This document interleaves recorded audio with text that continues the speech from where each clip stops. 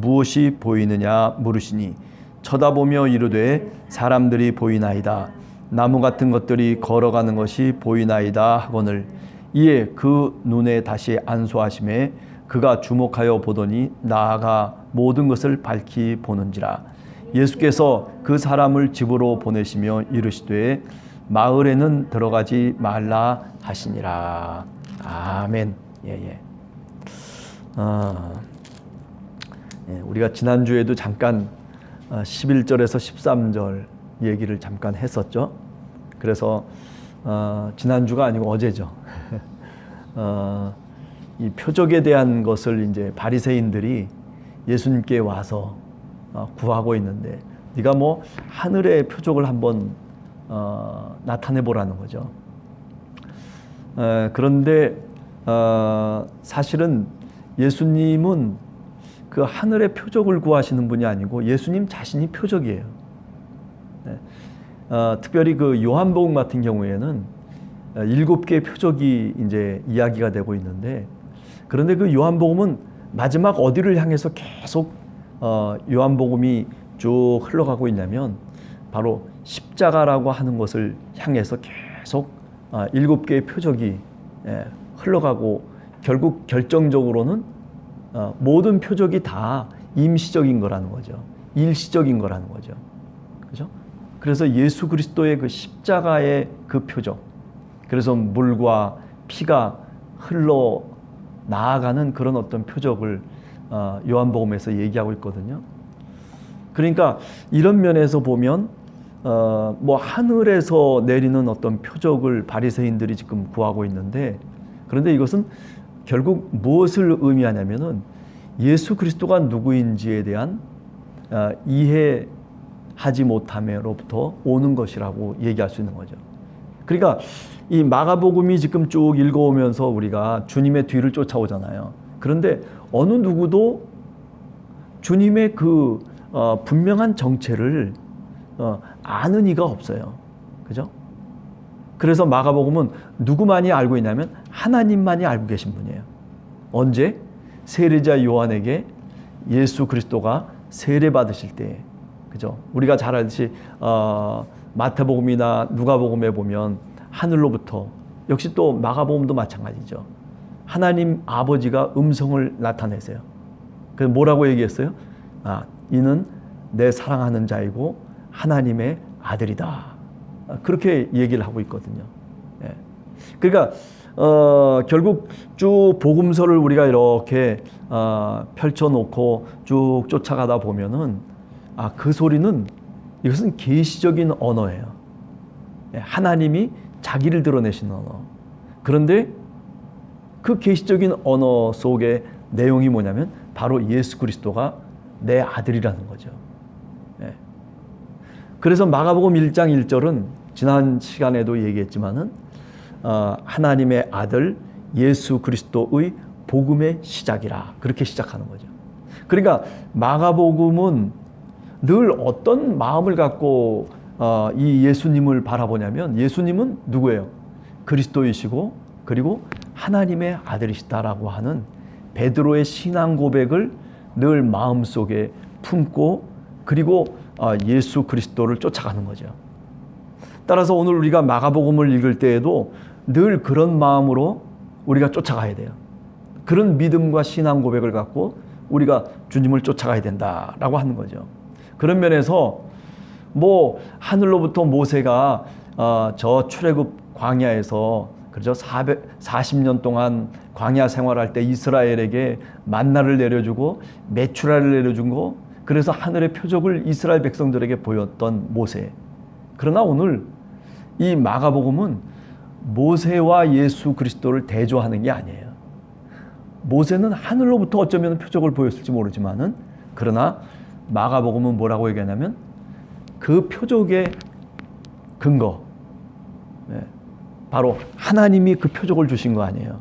그러니까 오늘 이 예수 그리스도는 그 표적의 근거예요. 그러니까 결국 마가복음이 얘기하려고 하는 것은 이런 어떤 표적을 나타내고 기적을 나타내는 그 이유가 뭐냐면, 그것을 여기서 말하려는 이유는 뭐냐면 바로 이분이 그분이라는 거죠. 바로 예수라고 하는 이 한 사람이 이 땅에 성육신 하셔서, 그래서 그가 원래 하나님이셨는데, 그가 원래 말씀이셨는데, 요한복음의 얘기를 따르자면, 그런데 이 땅에 오셔서, 그래서 이 땅에서 하나님의 계시를 온전하게 보여주셨던 분이 바로 누구냐면 예수 그리스도, 우리의 주님이라는 거죠. 그분이 십자가에 달려 죽으시고 그리고 3일 만에 부활하셨던, 그래서 하나님의 아들로 인정이 된, 이게 로마서 1장 3절에 나오는 내용이에요. 다윗의 혈통으로는, 그죠? 예수 그리스도가 다윗의 혈통으로 나오셨어요. 그러나 죽은 자 가운데서 다시 부활하심으로 하나님의 아들이라 일컬음을 받았다. 그게 이제 로마서 1장 3절에 나오는 내용인데, 이런 것들이 다 어떻게 되어 있냐면 바로 이 마가복음의 이야기 속에 함축되어 있는 내용들이죠.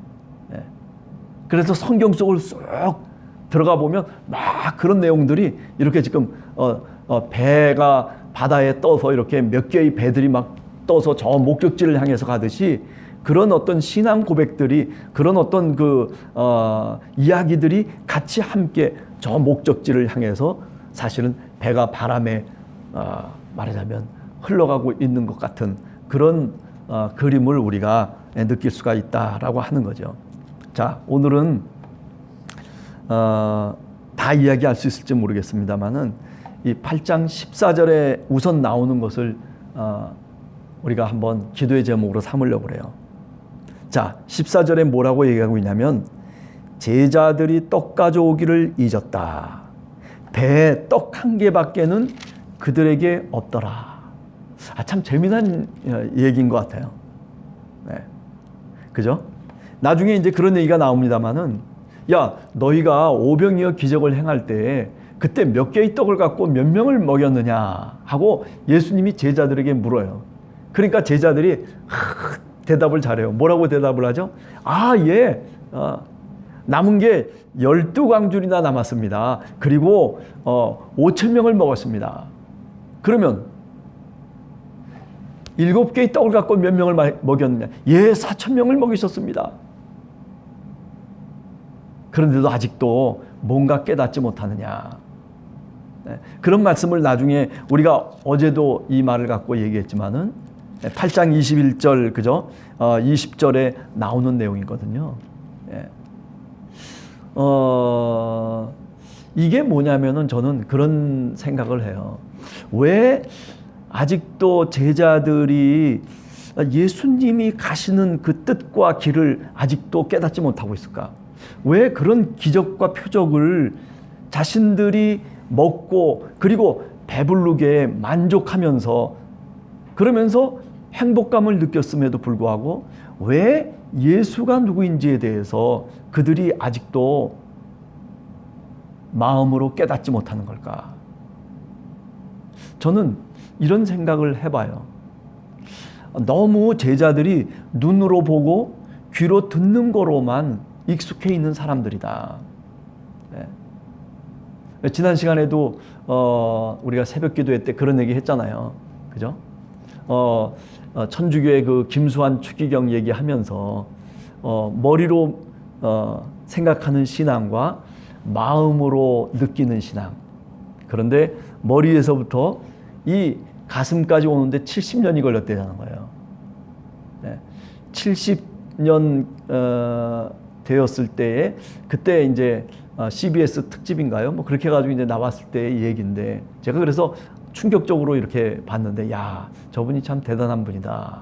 그러니까 머리로부터 가슴까지 오는데 그렇게 오랜 시간이 걸렸다는 거죠. 여기 오늘 제자들도 머리로는 잘 계산해요.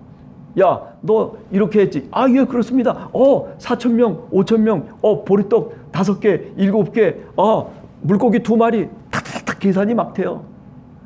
물어보면 즉시 대답을 해요. 근데 문제는 뭐냐면 마음에 깨달음이 없는 거예요. 마음으로 믿질 못해요. 마음으로 믿질 못하는 거예요. 마음으로 순종하고 따라가야 되는데, 그런데 이 마음이 어떻게 됐어요? 돌같이 딱딱하게 굳어져 있는 거예요. 자, 오늘 14절에 제자들이 떡 가져오기를 잊었다. 배에 떡 하나밖에는 없었다. 저는 이 말이 굉장히 포괄적인 의미를 갖고 있다라고 생각을 해요. 떡이 한 개밖에는 그 배 안에 없었다. 저는 이 배라고 하는 것을 요 14절의 내용을 조금 교회론적으로 생각을 해봐요. 이 떡이 또 이 배가 사실은 교회라고 한번 생각을 해보세요. 아마 마가복음을 쓴 마가는 그런 생각을 했을 거예요. 예수님은 이렇게 말씀하셨어도 마가는 이것을 왜 여기다가 이렇게 우리들에게 얘기하고 또 예수님이 이런 말씀을 하셨다라고 왜 말하고 있느냐 하면 어쩌면 마가가 교회를 경험한 교회의 모습을 우리들한테 좀 말하고 싶었던 것 아닌가. 배에 떡이 하나밖에 없어요. 참.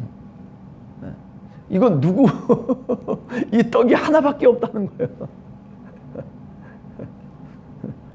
왜? 떡을 가져오길 잊어버렸어요.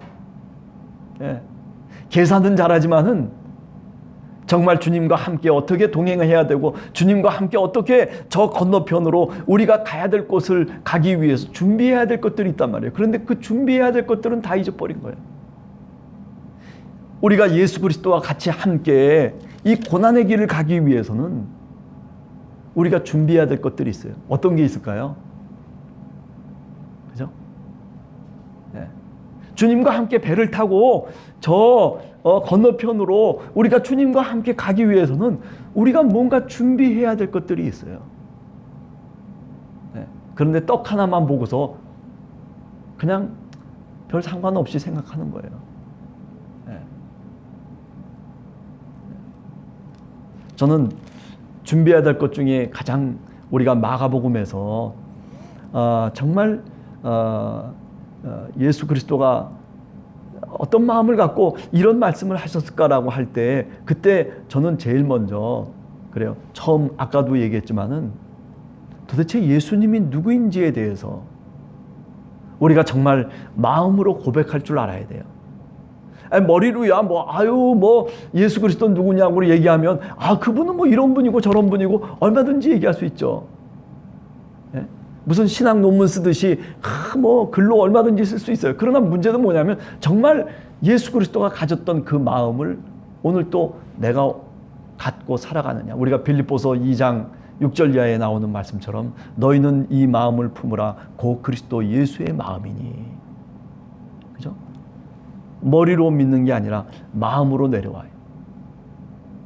그래서 오늘 또 길가를 또는 오늘 또 우리가 삶을 살아가면서 우리가 만나는 사람들 또 장면 속에서 그리스도의 마음을 갖고 보는 거죠. 아니 그 마음을 갖고 우리가 살아가게 되면 우리에게 얼마나 많은 기도의 제목이 있겠습니까? 나만을 위한 기도의 제목이 아니에요.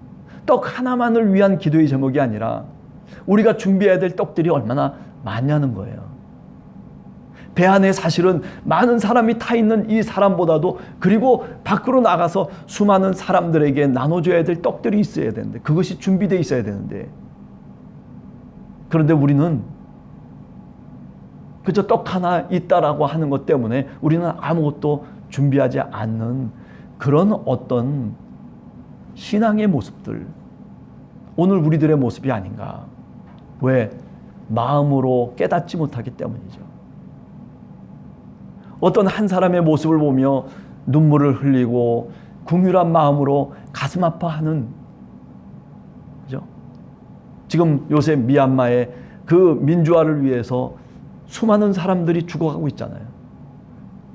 우리 한국 사회도 광주라고 하는 그 5월의 그 아픔을 우리가 알고 있잖아요. 아니 뻐젓이 그렇게 사람을 죽이고 했던 사람들도 뻐젓이 지금 다 살고 나가고 있어요. 뭐 그 사람들을 어떻게 하라 이런 얘기가 아니라 그런 그 사람들의 아픔을 우리가 가슴속에 담으면서 그것을 기도의 제목으로 삼는 거죠. 아니 코로나라고 하는 것도 마찬가지예요. 돈이 있는 국가는 백신도 맞고 뭐 이렇게 저렇게 하지만은, 그러나 생각해 보세요.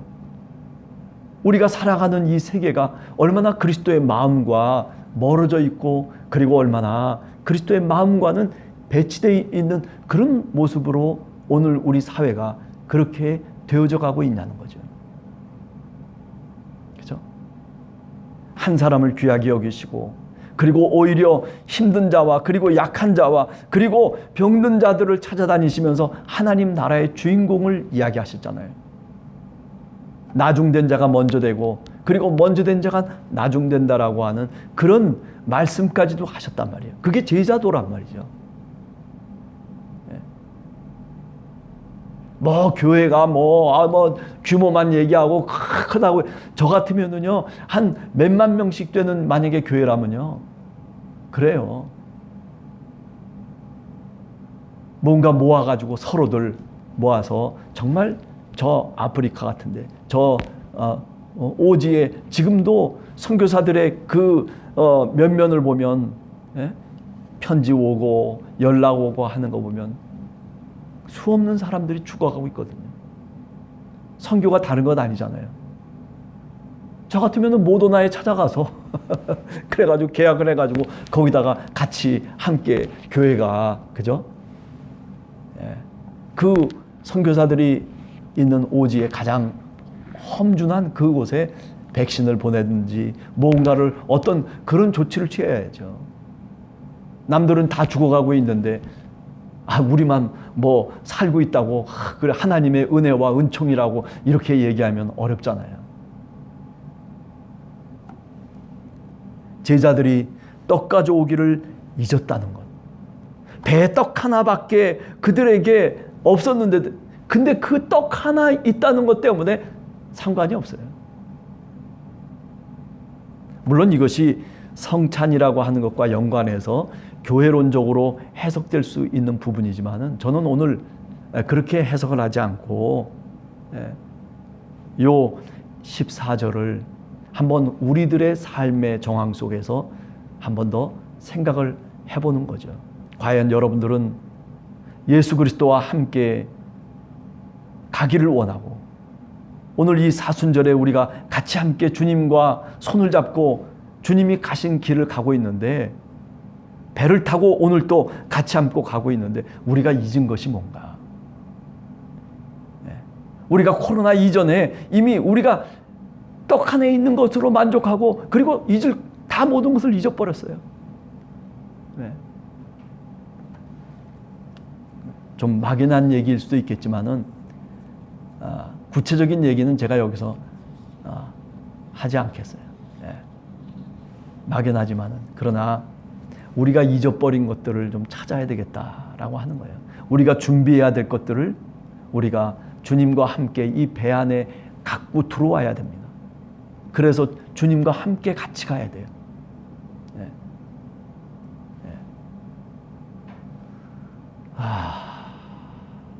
그렇습니다. 기도하고 마치겠습니다.